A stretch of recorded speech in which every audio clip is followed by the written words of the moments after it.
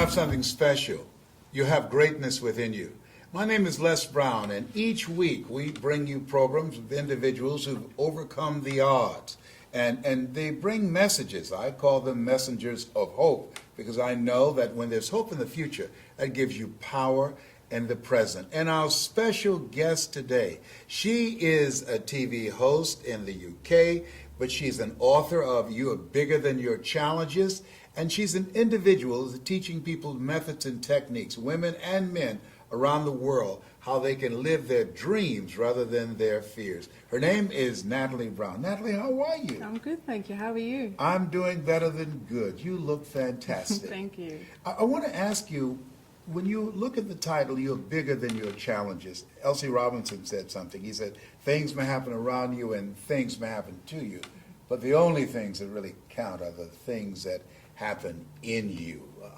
Are you referring to the fact that there's something in all of us that's bigger than the stuff that we're facing? Yeah, absolutely. When I look back at my life and look back at all the challenges that I've had to face, I realize that I am bigger than my challenge.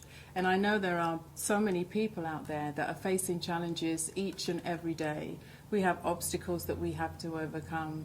There are challenges that we face in relationships, in work, with our health. And for me, I'm passionate about sharing with people that you are bigger than your challenge. It's not your challenge that defines who you are. What's the biggest challenge that you had to overcome?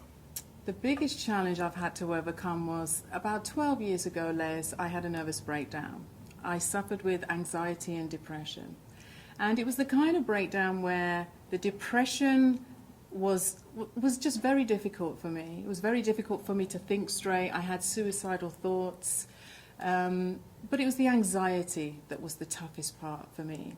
I couldn't function. I couldn't leave my house. I couldn't even breathe properly. And it's been such an interesting journey for me, because over time I felt that... Sorry. Continue to go. You would not allow your guests to do that. Continue. I know.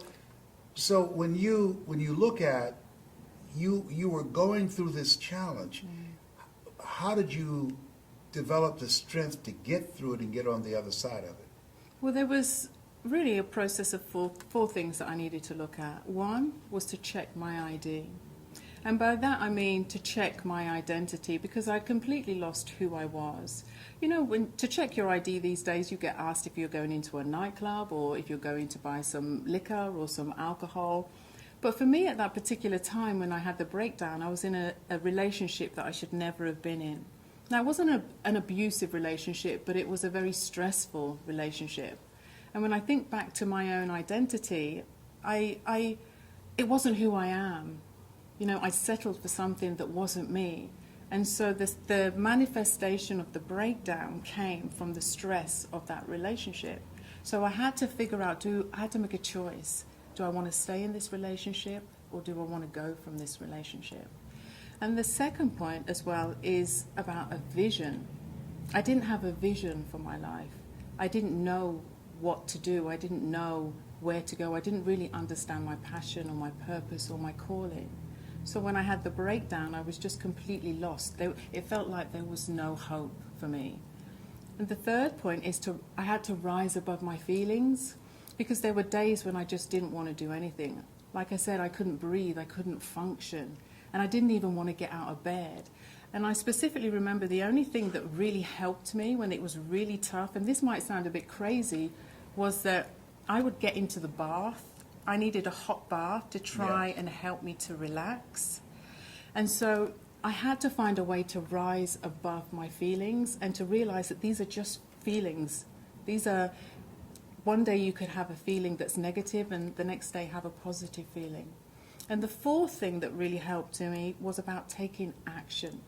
You know, I had to make a decision. Did I want to stay in a self-pity party in the corner where I felt like I just don't want to do anything? Or did I want to fight to get better, fight for my dream, and fight to make it through to see another day?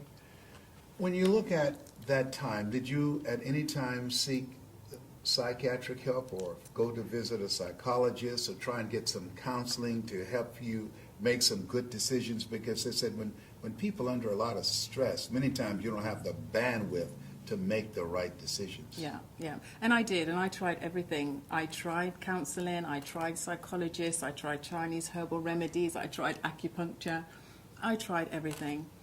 But to be honest with you, the thing that turned it around for me was there was a time where I remember going to the doctor and the doctor wanted to put me on antidepressants.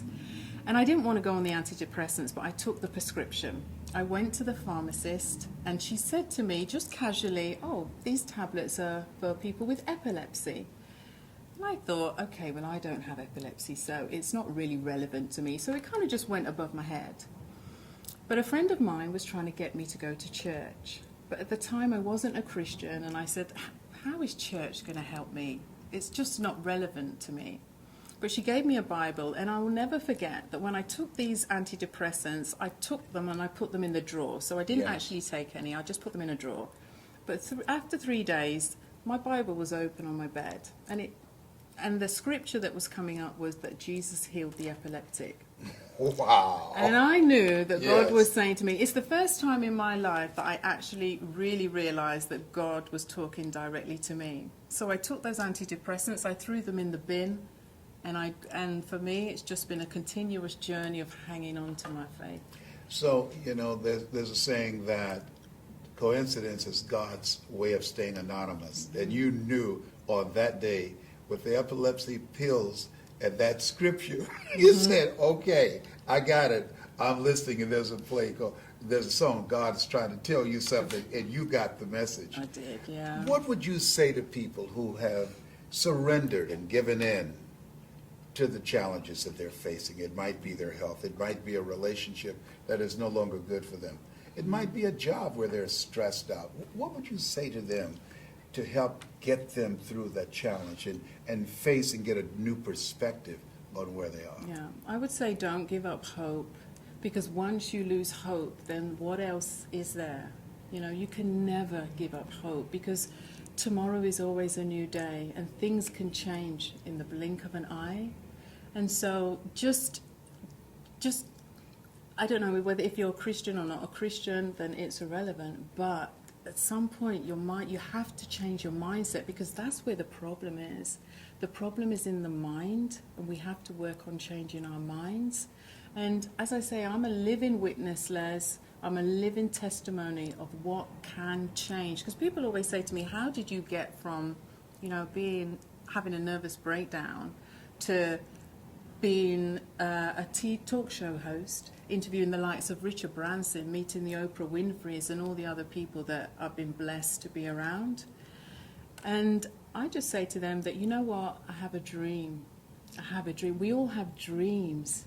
It doesn't matter how difficult it is. It doesn't matter how dark the day is. Somewhere inside of you, there is a dream that maybe you had when you were only 5 years old. There's a dream there. And I would say to people, just try and tune into that dream somehow, and just have hope to know that tomorrow can be a better day. What is the big dream that you have not accomplished that you're in pursuit of now? Oh, wow. Good question. But one of them was being with you, Les, so I've Thank accomplished you. that today, so thank you Yes. so much. Oh, my goodness, that's a good question. I think one of my, not so much fears, but one of the things I really want to do is I want to live the life that I was called to live before I die. And what does that look like? That looks like reaching as many people as I can with a message of hope. So whether it be through a TV show, through a book, through an event, whatever the communication platform is, I feel that I've gone through these challenges for a reason. Nothing is an accident. Everything happens for a reason. And so for me, I think I haven't reached the goal yet of touching as many people and offering hope to as many people as I want to. There was a question asked, when is it that a man or woman dies?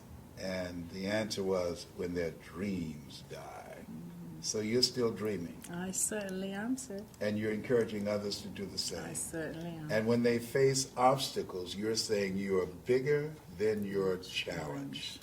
They certainly are. That's a powerful message. Very good book. and you're a powerful messenger. So we thank you for who you are, and we're celebrating your coming through the storm that you went through and continue to go and change lives, because there are people who need to hear your story. I would like to say to those of you that are watching, you have something special. You have greatness within you. Don't allow your circumstances or the challenges of life to get the best of you, because you're bigger than your challenge. I agree with Natalie. You have something special. You have greatness within you. That's my story.